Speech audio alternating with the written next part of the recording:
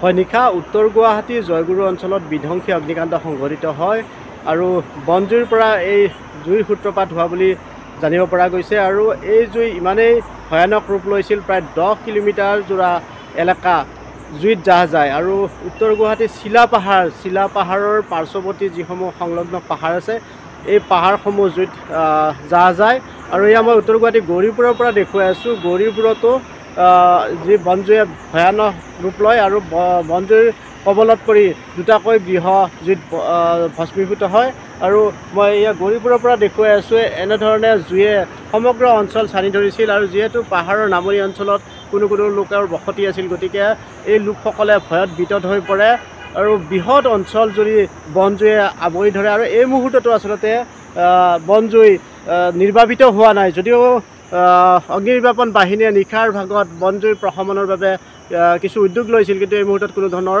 অগ্নি নিৰ্বাপক বাহিনীৰ লোক নাই। উত্তৰ গুৱাহাটীৰ পূৰ্বৰ যিখন গৌৰীপুৰ আউটপোষ্ট আছিল, সেই আউটপোষ্টখনৰ কাষতে থকা এটা ডেম্পত সম্পূৰ্ণ জুইত ভস্মীভূত হয় আৰু এতিয়াও জুই তাৰ পৰা নিৰ্গত হৈয়ে আছে আৰু বাথৌগুৰি কালিপাহাৰতো জুই নিৰ্গত হৈ আছে। আমি এই মুহূৰ্তত গৌৰীপুৰৰ পৰা যদিও দেখুৱাই আছোঁ, কিছু সময় পূৰ্বে আমি বাথৌগুৰিত আছিলোঁ আৰু বাথৌগুৰি কালিপাহাৰৰো এটা পৰিয়াল জুইত জাহ যায়।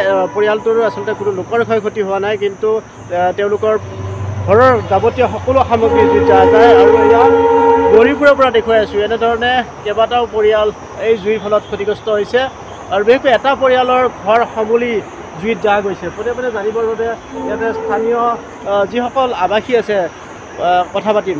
বাইদেউ, কেনেকুৱা আছিল ৰাতিৰ অগ্নিকাণ্ডটো?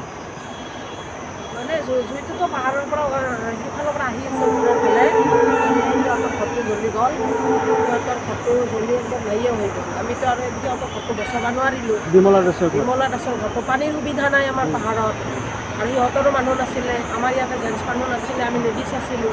লেডিছেতো ইমান ওপৰলৈকে যাই কিনে আৰু ঘৰ বচোৱা সম্ভৱ নহয়। আহি মোৰে বেৰাত লাগি গৈছিলে। আপোনালোকে তেতিয়া কি কৰিছিল যেতিয়া জুই লাগিছিল? আমি আৰু ঘৰত আমাৰ যিমানখিনি পানী আছে আৰু সেইখিনিয়ে মাৰিছিলোঁ, উপায়তো নাই। কিন্তু বনজুই নুমোৱাটোতো সম্ভৱ নহয় না? সম্ভৱ নহয়। আমাৰ মানে নিজৰ মানে ঘৰৰ চাইডটোত যাতে মাৰিছিলোঁ আৰু যাতে জুই নাযায়। মোৰ বেৰাটো লাগিছিলে অকণমান, কিন্তু পানী মাৰোঁতে মোৰ বেৰাটো নাইকিয়া হৈ গ'ল। তলত থকা এটা ডেম্পো জ্বলিছে?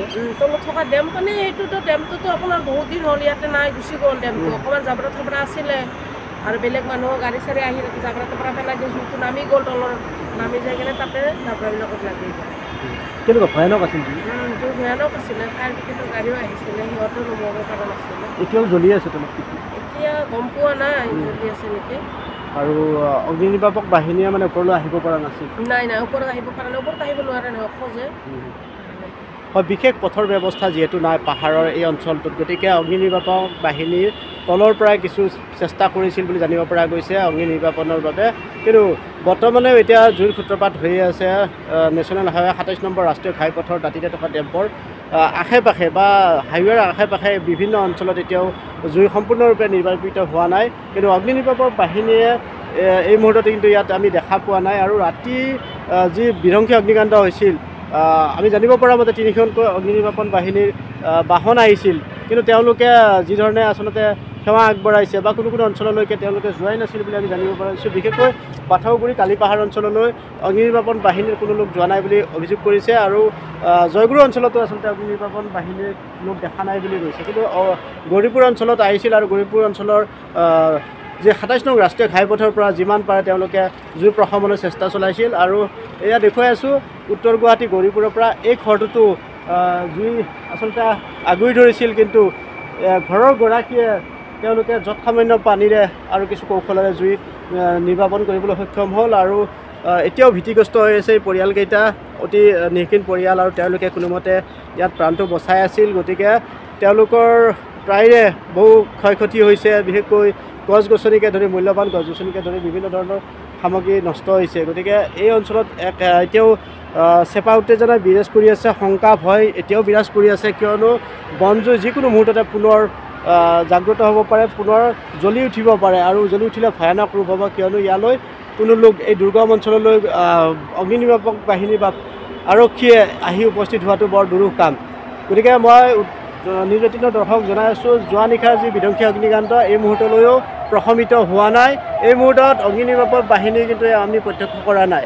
আচলতে বনজুই বুলিলে যিকোনো মুহূৰ্ততে ফিৰিঙতিৰ পৰা খাণ্ডৱ হয় গতিকে সম্পূৰ্ণৰূপে জুই প্ৰশমনৰ ব্যৱস্থা কৰা এতিয়া মত পোষণ কৰিছে স্থানীয় লোকসকলে কিন্তু এই মুহূৰ্তত অগ্নি নিৰ্বাপক বাহিনী বা দুৰ্যোগ প্ৰশমন বিভাগৰ কোনো লোক আমি ইয়াত দেখা পোৱা নাই গতিকে এই অঞ্চলটোত এতিয়াও ভীতিগ্ৰস্ত হৈ আছে গৌৰীপুৰ বাথৌগুৰি জয়পুৰ কালিপাহাৰ অঞ্চল গতিকে প্ৰত্যেকে এতিয়া দাবী কৰিছে এই যি জুই এই ভয়াৱহ জুই প্ৰশমনৰ কাৰণে চৰকাৰে উদ্যোগ লওক বিভাগীয় কৰ্তৃপক্ষই উদ্যোগ লওক জিলা প্ৰশাসনে তৎকালীন ব্যৱস্থা লওক এই ধৰণৰ এতিয়া দাবী উত্থাপন হৈছে আৰু এনেধৰণে যদি জুই নিৰ্গত হৈয়ে থাকে জুই জ্বলিয়ে থাকে তেতিয়াহ'লে পাহাৰৰ নামত যি আৱাসিক এলেকা আছে এই লোকসকল ক্ষতিগ্ৰস্ত হ'ব আৰু নিশা যিহেতু ভয়ানক অগ্নিকাণ্ড হৈছিল গতিকে তলৰ আৱাসীসকলে বিনীত ৰজনী পাৰ কৰিবলগীয়া হৈছে তেওঁলোকে ভীতিগ্ৰস্ত হৈ গোটেই নিশা উজাগৰে থাকিবলগীয়া হৈছে গতিকে এই মুহূৰ্তত মই নিজৰ দৰ্শক জনাই আছোঁ যে উত্তৰ গুৱাহাটী গৌৰীপুৰ জয়গুৰু অঞ্চলত এতিয়াও